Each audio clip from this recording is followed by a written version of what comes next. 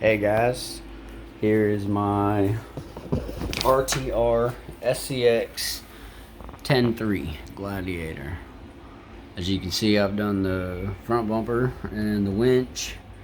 I have painted the radiator, painted the little top caps of the wiper arms, and I also painted the rims. They came out pretty good. I'm happy with them. Just for now, until I'm saving up to buy the metal rims, but until then, I think they look pretty flash like that. Compliments the trucks. I got the RC four-wheel drive roof rack, which is steel, and let me tell you, this thing is strong. I was just out with it splashing around in the backyard. I got a big gravel hill back there, and this thing tumbled down it a bunch, and not one scratch, not one dent. I mean, I try to bend this by hand and you can't even do that. It's pretty indestructible.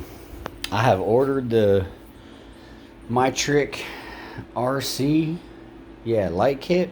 Comes with the halos for the front, comes with the rock lights. I got the 5-inch light bar for the top, and it comes with the functioning brake lights and tail lights, and also an instrument cluster and the radio whatever, so it lights up those displays on the dash.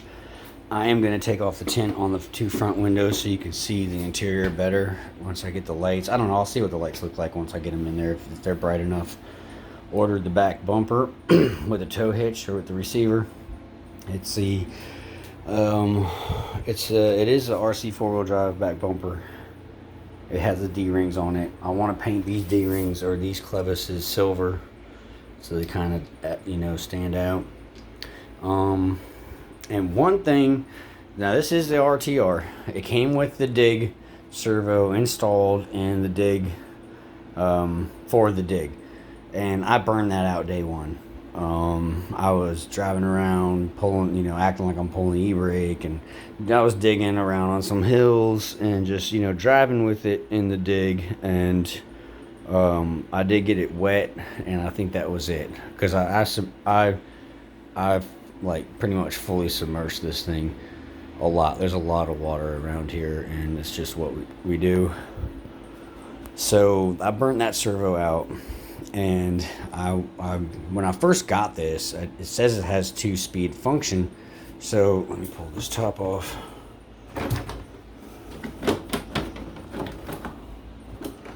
It says, did I get all the clips out of there?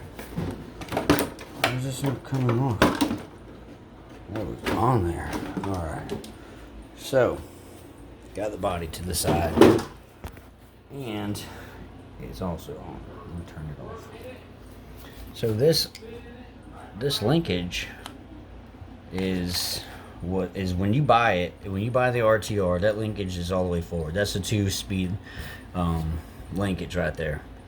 And I could not get it. I wanted to, manually pull it out, drive it around, put a 3-cell battery in it. It's a small battery, 2200 milliamps, but it's still 3-cell, so it's still, it's got some kick to it, and it's a smart battery as well, so it works well with the smart receiver or whatever, the receiver that shows you the battery voltage.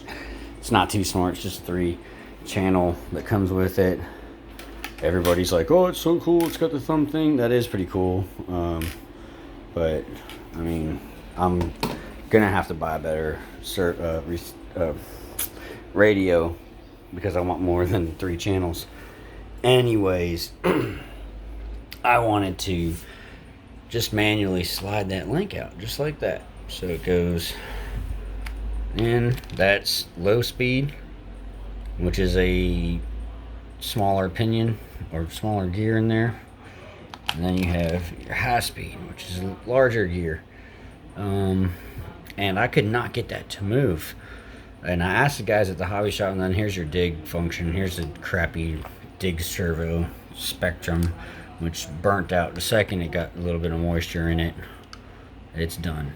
I asked the guys at the hobby shop, since this thing's so new, I asked him, I said, hey, what's the deal? I can't get mine to move. I put a flathead screwdriver in there and tried to pry it. It's not budging. There's no way a micro servo is going to move this thing. And they all kind of just shrugged their shoulders and was like, well, take it apart, see what's going on. We have no idea. And that's what I did. And what was in there was, what I do with it? Hold on a minute. So this is what was in there, inside the gearbox. It sits right inside. So there's a fork. There's a fork in here that slides back and forth that's connected to this linkage. And all it does is it connects the gear to the back if you want to do high speed, or pushing it forward connects the gear to the forward if you want to do low speed. All it is there's a smaller pinion this way and there's a larger pinion back here.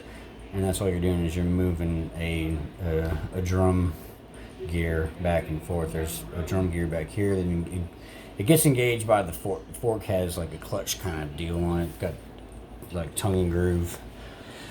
I don't know how to explain that, but so this piece was on the inside of the housing, and it was in between the fork and the housing, so you could not move this out, in or out. It basically locks this into low gear. And if you get the RTR and you put the servo on there, it ain't gonna do crap until you open this transmission up and remove this piece. You have to remove this piece, or else you'll have no 2-speed function. You'll be stuck in the slow speed.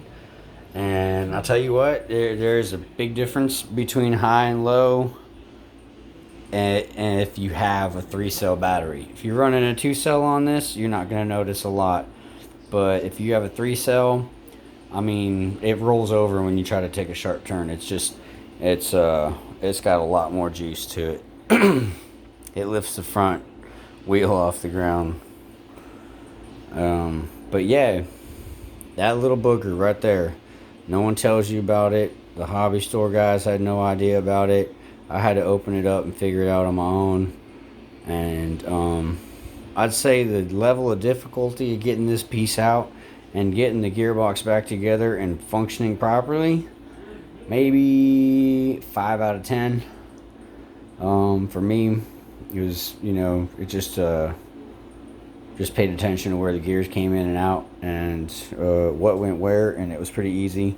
Don't pile all your screws together, because there's a bunch of screws, short screws, long screws, flat screws, oval head screws. There's 2 screws on the bottom. There is this screw here, and then one on the other side. This screw here, and this screw here, and then the whole thing comes out. Oh yeah, there's an Allen on the drive shafts as well. And then the whole transmission will rotate out, and your arm will come out of the dig function. And then you take this screw and the one on the opposite side, and that's how you separate the motor from the transmission after you get the transmission out of the vehicle.